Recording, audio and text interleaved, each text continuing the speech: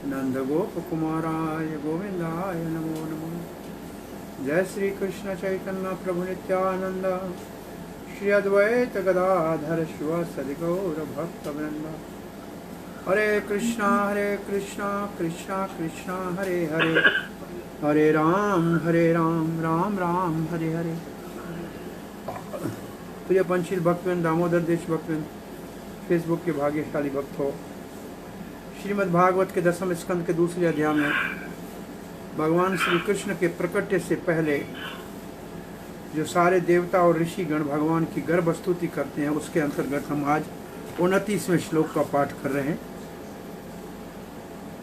बिभर्षि रूपाणि अवबोध आत्मा, क्षेमाय लोकस्य चराचरस्य, सत्वः उपपन्नानि सुखावहानि, सताम अभद्राणि मोहखलानाम्।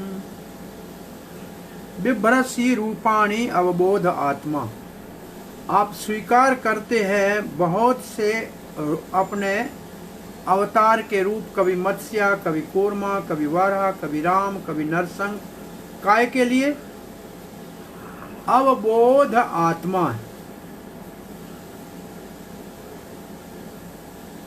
आप कितने भी रूपों में आए, परंतु आप वैसे के वैसे ही रहते हैं, पूर्ण ज्ञान स्वरूप सच्चिदानंद रहते हैं। क्षेमाय क्यों अवतार लेते हैं? भक्तों के हित के लिए, लोकस्य सामान्य संसार के भले के लिए, चराचरस्य चराचर जगत के भले के लिए, सत्व सत्य उपपनानी, सारे ही अवतार शुद्ध सत्व के होते हैं। सुख अवहानी, और सारे ही आनंदमय होते हैं। किसको आनंद देते हैं? सताम, भक्तों को। अभद्राणी, और किसके लिए अभद्र होते हैं, किसका नाश करते हैं? बार बार खला नाम, जो अभक्त है। भगवान, आप सदा ही परिपूर्ण ज्ञान में रहते हैं, आप सबका कल्याण करते हैं, जीवों का हित करते हैं। आप नाना अवतार में अपने दिव्य शुद्ध सत्व में इस भौतिक जगत में प्रकट होते हैं, और जब आप अवतार लेते हैं तो आप साधुओं का संरक्षण करते हैं और दुष्टों का विनाश करते हैं। ये श्लोक में देवता कहते हैं भगवान के अवतार का उद्देश्य क्या है, बार बार भगवान अवतार क्यों लेते हैं। तो भगवान के अवतार के अलग अलग कार्य हैं। कोई विशेष अवतार विशेष कार्य के लिए आता है, परंतु एक सिद्धांत वो सर्वकाल में सदा के लिए सत्य है, वो है परित्राणाय साधूनाम विनाशाय च दुष्कृताम, साधुओं के संरक्षण और दुष्टों के विनाश के लिए।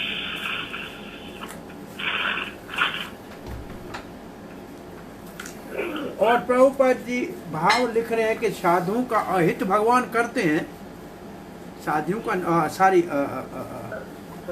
जो हरे कृष्णा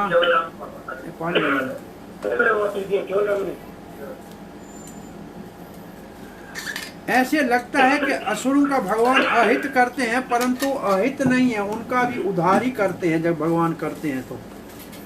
परंतु कहावत में ऐसे है, चक्रवर्ती पाद लिखते हैं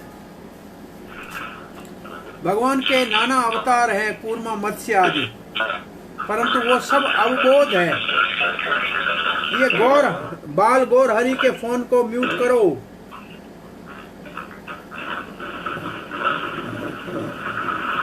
हरे कृष्णा।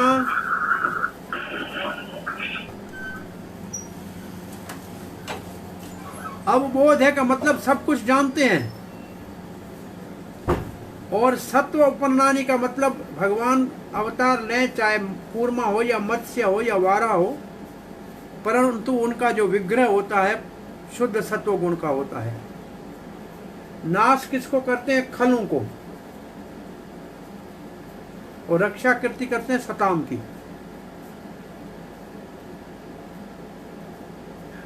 जीव गोस्वामी कहते हैं अवबोध आत्मा का अर्थ है देवकी का पुत्र, जो नाना अवतार लेते हैं। कभी पुरुष,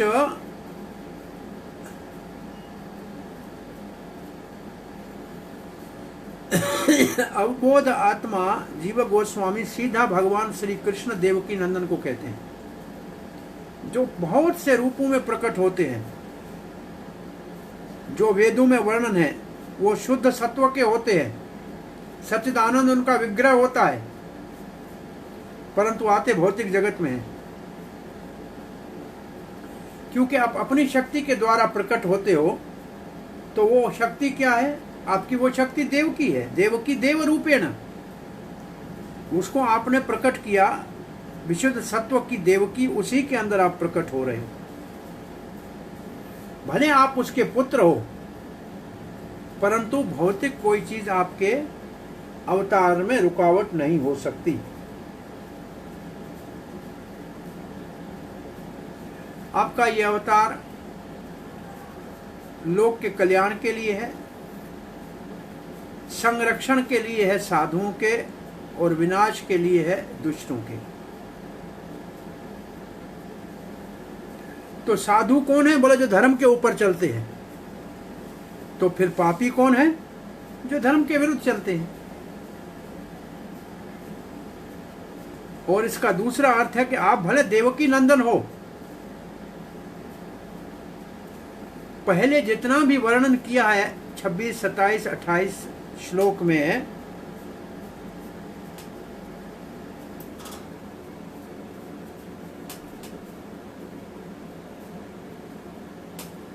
वो दूसरे कितने भी अवतार हैं, उनमें से कोई भी आप स्वयं भगवान का अवतार नहीं है। आप स्वयं भगवान हैं। 30वां श्लोक पढ़ रहे हैं। त्वयम्बुजाक्षखिल सत्वधामिने समाधि नवेशित चेतसैके त्वत्पादपोतेन महत्कृतेन कौरवंति गोवत्स पदम भवाबधिम। बहुत अच्छा श्लोक है। त्वयि अम्बुज अक्ष, हे कमल नयन भगवान, अखिल सत्व धाम ने, अखिल परिपूर्ण सत्व के आप धाम हो। समाधि न आविष्ट चेतसा, जो समाधि में अपने चित्त को लगाएगा। कहाँ लगाएगा? तव पाद पोते न, आपके चरण कमल। क्या है आपके चरण कमल? पोते न, नौका है। किसने ये नौका बनाई है? महत कृते न, संतों ने।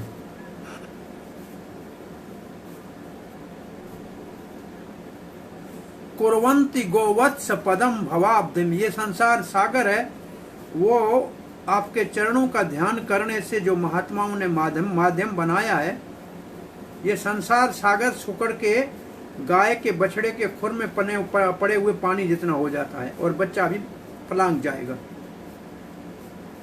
हे कमल नयन भगवान, जब कोई आपके चरण कमलों का ध्यान करता है, वो सारे जगत का आधार है। और उस चरण कमलों की नौका का कोई ध्यान करता है तो भव सागर को गाय के बछड़े के खुर में पानी के समान पार कर जाता है।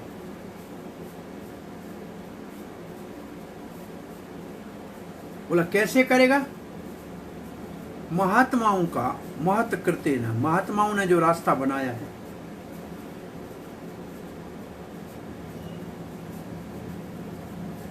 श्री प्रभुपाद लिखते हैं, जीवन का मुख्य उद्देश्य होना चाहिए जन्म मृत्यु के चक्कर से, इस भव सागर से मुक्त होना।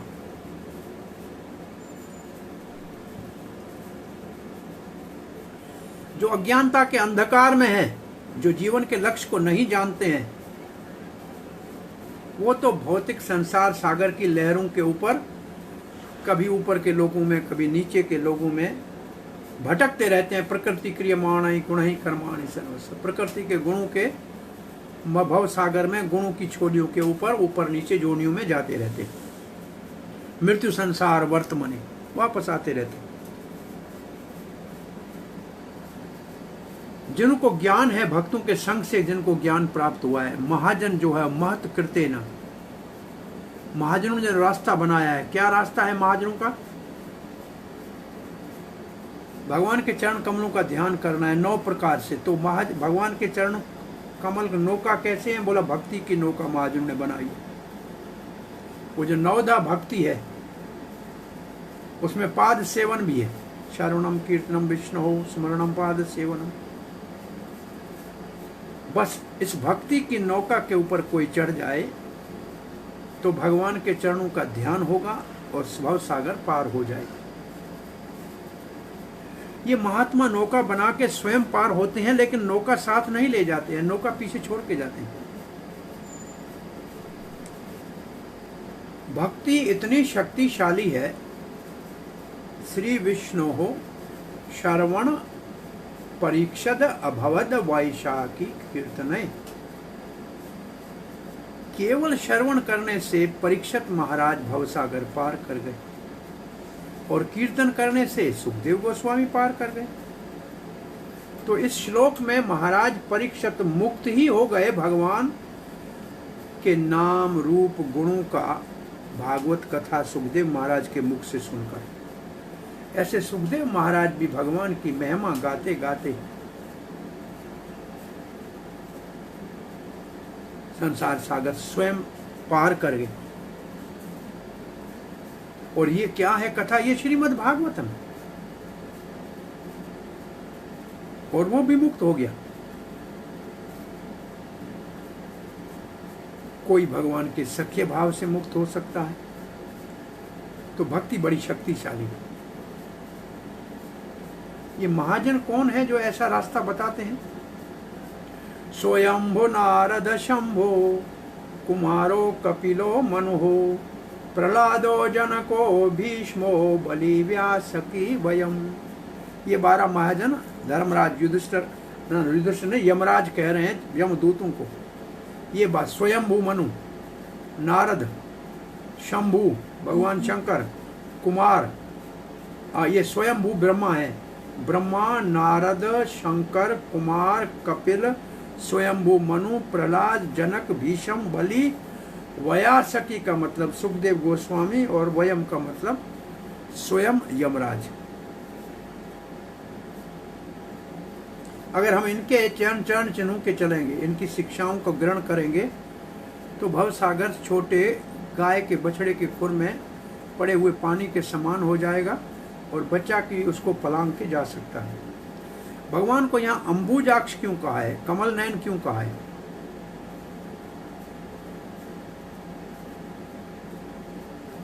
एक तो भगवान की आंखें इतनी बड़ी है कि वो हमको देख लेंगे कि हम भक्ति कर रहे हैं।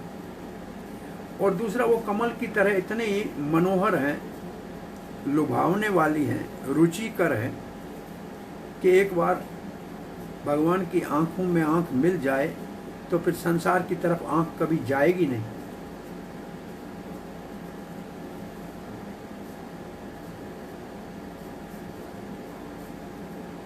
केवल भगवान के दिव्य स्वरूप को देखकर भक्त जो है तत्काल पूर्ण रूप से अपने हृदय में भगवान को विराजमान कर लेता है। इसको समाधि कहते हैं। ध्याना अवस्थित तद्गते न मनसा पश्यन्ति यम योगिनः। योगी ध्यान लगाते हैं भगवान का, उनका कोई और कार्य नहीं, अपने हृदय में सदा भगवान को देखना चाहते हैं। समाश्रितये पदपल्वम महत पदम पुण्य यशो मुरारे भवाम बुद्धि वत्स पदम परम पदम पदम पदम यद विपदाम न तेषाम। ये ब्रह्मा जी प्रार्थना कर रहे हैं भगवान श्री कृष्ण को 10वें स्कंद में। जिन्होंने भगवान आपके चरण कमलों की नौका को अपने जीवन का सहारा बना लिया है, हे मुरारी, उसके लिए भाव सागर तो गाय के बछड़े के खुर में पड़े हुए पानी के समान हो जाता है, गौपदम। उसको तो परम पद मिल जाता है, वैकुंठ मिल जाता है, आपका धाम मिल जाता है और संसार के दुखों से मुक्त हो जाता है। ये संसार कैसा है? पदम पदम विपदिम, जहाँ सबके लिए तो सदा ही संपत्ति और विपत्ति है, दुख है, परंतु भक्तों के लिए दुख नाश हो जाता है। यहाँ इस साधन का शंकर आदि देवता उल्लेख कर रहे हैं। स्वयंभू, नारदो, मनु, ये सब वो हैं जो महाजन है। इसलिए हमको इस रास्ते को अपनाना चाहिए और अज्ञानता के अंधकार से निकलना चाहिए। आसान है, परंतु हमको उनके चरण चिन्हों में चलना चाहिए, तभी सफलता संभव है। महत् कृत्यन का जो अर्थ है वो बड़ा महत्वपूर्ण है। वो केवल अपने लिए नौका नहीं बनाते हैं, परंतु सबको तारने के लिए जहाज बना देते हैं। प्रभुपाद ने इस्कान रूपी जहाज बनाया है, जो हरे कृष्णा मंत्र जप के 4 नियम का पालन करके भक्तों का संग करेगा तो सोया हुआ भी इस जहाज में भवसागर पार कर जाएगा। वो सही रास्ता सबके लिए छोड़ के जाते हैं। केवल भक्तों के लिए आसान नहीं है, पर सामान्य व्यक्ति भक्तों के रास्ते पे चलेंगे, उनकी शिक्षा के को ग्रहण करेंगे, महाजन ये न गतस पंथ, तो वो भी पार हो जाएंगे। चक्रवर्ती पाद लिखते हैं, इससे पहले श्लोक में भगवान रक्षा करने के लिए अवतार लेते हैं साधुओं का। तो रक्षा कैसे करते हैं? बोला वो रक्षा करते हैं, उसका वर्णन इस श्लोक में किया गया है। कैसे रक्षा करते हैं? जो बुद्धिमान व्यक्ति है, विवेकी व्यक्ति है, वो भगवान के चरण कमलों का ध्यान करता है। कैसे भगवान? जो अखिल सत्व धामिनी है, जो अखिल सत्व का धाम है, सारे परम सात्विक गुणों का आगार है, आपके नाम, गुण, रूप, लीला का ध्यान करते हैं। जब आप धरती पे आते हो तभी तो आपके चरणों का पता लगता है, नहीं तो कैसे पता लगेगा? ये नौका महात्माओं को तो भवसागर पार करा देती है, उस भवसागर ही नहीं रहता है उनके लिए, पता ही नहीं लगता है। वो तो बस अपने पूजा में लगे रहते हैं, भक्ति में लगे रहते हैं।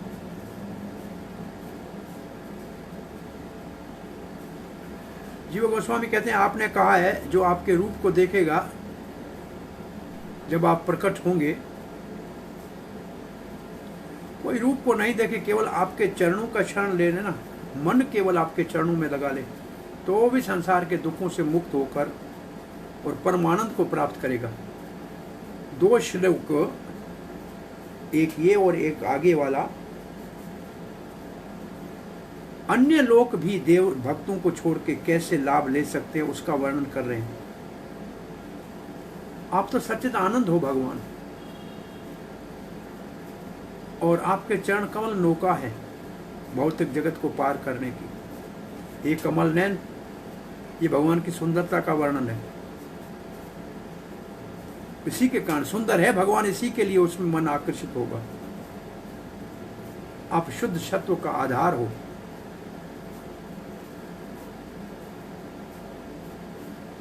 और आपकी आध्यात्मिक शक्ति के कारण आप अनंत सद्गुणों के, अचिंत्य सद्गुणों के आगार हो। अमल सत्व, अखिल सत्व, कहीं अमल सत्व भी आया है।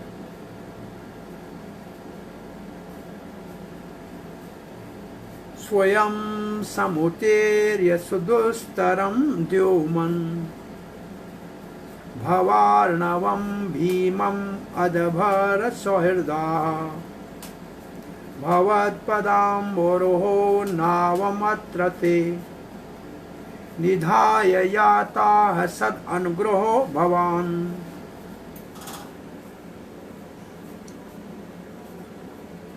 स्वयं आप अपने आप समुतीर्य पार कर लेते हैं अच्छी तरह से। सुदुस्तरम, जिसको पार करना बहुत मुश्किल है, हे भगवान द्योमन, जो सूर्य के समान हो।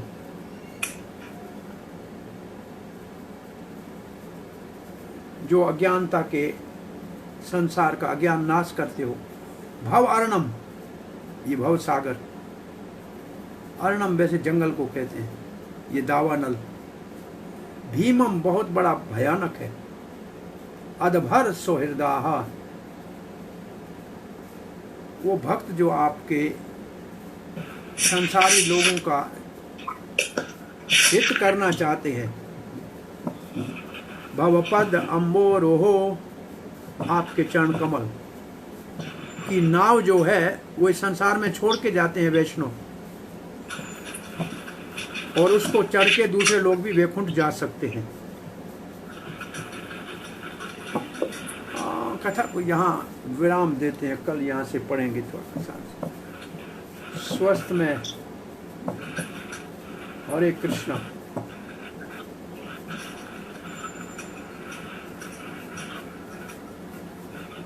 हरे कृष्णा, दंडवत प्रणाम।